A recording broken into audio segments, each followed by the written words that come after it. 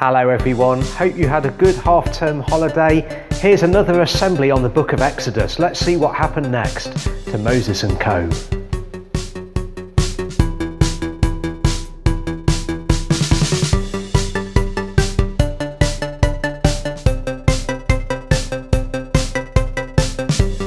Yes, hope that you had a good holiday everybody over the last few days and that you're looking forward to the last few weeks of the summer term back at school. Hope that it's a good part of the term for you.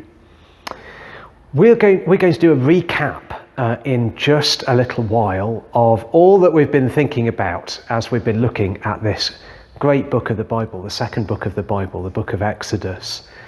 And we've been following the adventures and the plight of God's people as they learnt that He was and is a God who is there, a God who is listening, a God who cares, and a God who loves His people. So why don't we start with this video from Seeds Family Worship, and it's a verse from the Psalms, which is also in the Old Testament. From Psalm 34. Hope you enjoy this. Here we go. Psalm 34:10.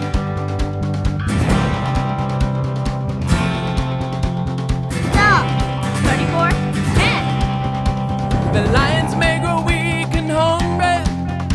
The lions may grow weak and hungry. The lions may grow weak and hungry, but those who seek the Lord lack no good thing. The lions may grow weak and hungry. The lions may grow weak and hungry. Yeah, yeah. The lions may grow weak and hungry, but those who seek the Lord lack no good thing. Hey. All things work together for the good of those who love the Lord. Yes, all things work together for the good of those who love the Lord. The lions may All grow weak things and work hungry. together for the The good of lions may those who grow love weak the and Lord. hungry. Yeah, yeah. Yes, The lions may all grow weak things and work hungry. together for the good of those who love the Lord. Lions All things work together for the good of those who love the Lord. Yes, all things work together for the good of those who love the Lord. All things work together for the good of those who love the Lord. Oh yeah! Psalms 34:10. 34:10. I'm all on my own up here on the balcony at Emmanuel this week. There's no Reggie and there's no Albert, but it is nice and sunny. And before we go any further, let's just remind ourselves of where we've got to in the book of Exodus. So I wonder if you can fill in the gap, okay? I'll give you a sentence, see if you can fill in the gap. Here we go. God's people, the people of Israel, were slaves in the land of, you've got it, Egypt. Egypt, that's right. They were slaves in the land of Egypt. And the king of Egypt, who was in charge of what happened in that country, was also known as no, not Steve. It's not Steve. Pharaoh. Pharaoh was the name of the king. He was in charge of Egypt, and he made the people of Israel into slaves. Now, there was danger for all of the baby boys. That's right, all of the baby boys born to the people of Israel. And there was danger for one particular baby boy who was laid in a basket. His name was, who was that? Who do you think that was? Laid in a basket? Moses, that's right, Moses, because that baby was spotted by Pharaoh's daughter and brought into the palace, Pharaoh's palace, grew up as part of the Egyptian royal family. That was Moses, a leader whom God was raising up to lead his people. But Moses, he did an awful thing, didn't he? He killed a man and he ran away to the land of Midian, where he worked as not a milkman, no, not an architect, not a doctor, no, none of those things. He worked as a shepherd. He was a shepherd, wasn't he? And while he was taking care of the sheep one day, he saw an amazing sight. He saw a bush. That doesn't sound particularly amazing, but the bush was on fire. That's right, it was on fire and it wasn't burning up. That's the crucial thing. It was on fire and it wasn't burning up at all. And Moses heard the voice of God speaking to him from out of this bush, calling him to be a leader for his people and to go to Pharaoh and say, "Let my people go." Moses, he didn't exactly leap at the chance. He had to be persuaded, he had to be convinced by God, but eventually he did do what God sent him to do. And he and his brother Aaron went to the Pharaoh and said, "Let my people go, says the Lord." And Pharaoh said, well, he said no. He said no in lots of different ways. Sometimes he said, "Well, go on then," and then he changed his mind. But throughout all of that time, God sent plagues on Pharaoh and on the people of Egypt to show that God was more powerful than Pharaoh. We finally reached plague number 10. God sent 9 plagues on the land of Egypt, and then Moses and Aaron went to see Pharaoh for one last time. Pharaoh's heart was still hardened, and he would not let the people of Israel go. "Get out of here, and if I see you again I will kill you," he warned them. "Just as you say," replied Moses, "you will never see me again." Moses had warned Pharaoh that at midnight the final plague would kill the firstborn son in every Egyptian family, even among the animals, but the Israelites would be kept safe.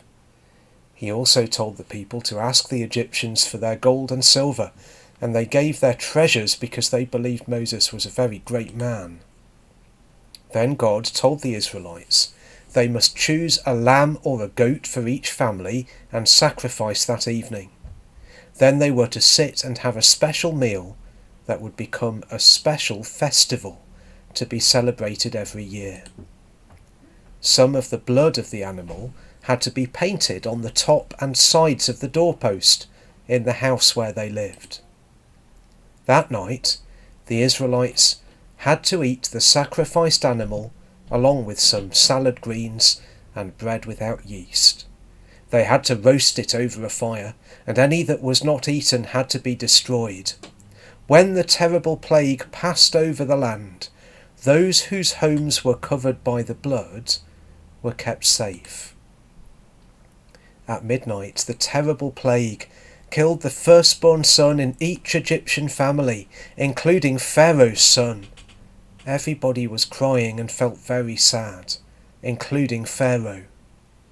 In the middle of the night, Pharaoh sent for Moses and Aaron. "Go and take your people with you, along with your animals, but bless me as you go," he ordered them. Finally, they could leave. The people of Israel had lived in Egypt for 430 years, but now it was time to go. Thousands of people all marched together with their families and animals out of the land. God had kept his promise to set them free. So, what a terrible plague, but what a wonderful escape for God's people. They had to kill that lamb and daub the blood of the lamb on their doorposts. And when they had done that, it was clear to the angel of death that they were God's people, that they were protected, because a death had happened already in each of the households that did that. Only that death was not the death of a son, but the death of a lamb. And the angel of death passed over those households where the blood was daubed on the doorpost. Now, Christians have always read those words and been reminded of someone who was like a lamb, someone who gave up his life so that God's people could go free. And that someone is the Lord Jesus. The Bible describes him as a lamb, as a sheep who gave himself up when he died on the cross. And because he died, it means that, according to the Bible, the penalty for the wrong things that we do and think and say doesn't fall on those who are God's people, but it falls on Jesus. And it's fallen on Jesus when he died on the cross. So in that way, Jesus is like a lamb. As this next song reminds us, do you remember this? I think we had it round about Easter time, from another verse in the Old Testament, from Isaiah. And in the song, we get to hear that verse explained. Let's listen to it now, shall we? Isaiah 53, verse 6.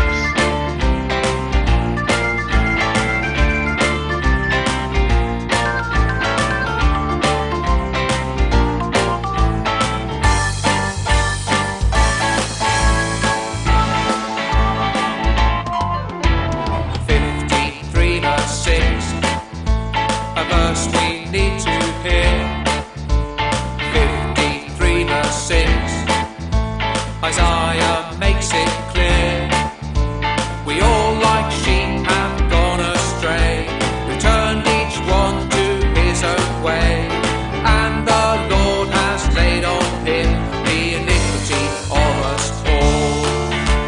Iniquity? What's that? It's when we don't go God's way, the things we do, the things we say. Sometimes the Bible calls it sin, but here it says iniquity.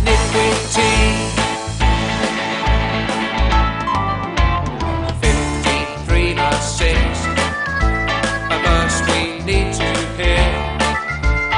53 verse 6, Isaiah makes it clear, we all like sheep have gone astray, returned each one to his own way, and the Lord has laid on him the iniquity of us all.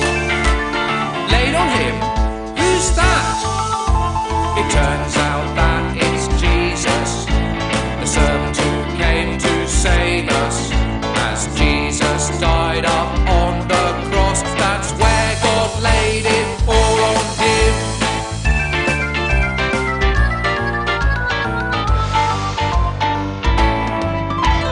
53 verse 6, a verse we need to hear. 53 verse 6, Isaiah makes it clear, we all like sheep have gone astray, returned each one to his own way, and the Lord has laid on him the iniquity of us all. And the Lord has laid on him the iniquity of us all.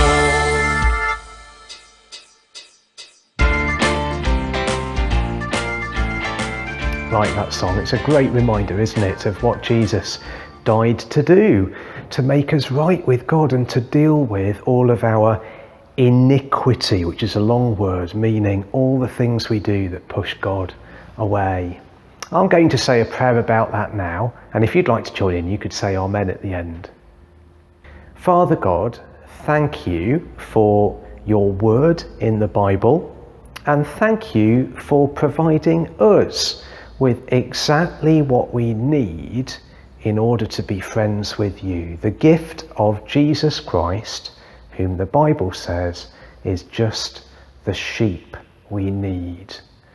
Amen. And we'll find out what happened next to the people of Israel next week. Hope to see you then and to speak to you then. Have a great week, everybody. Bye for now. Bye-bye.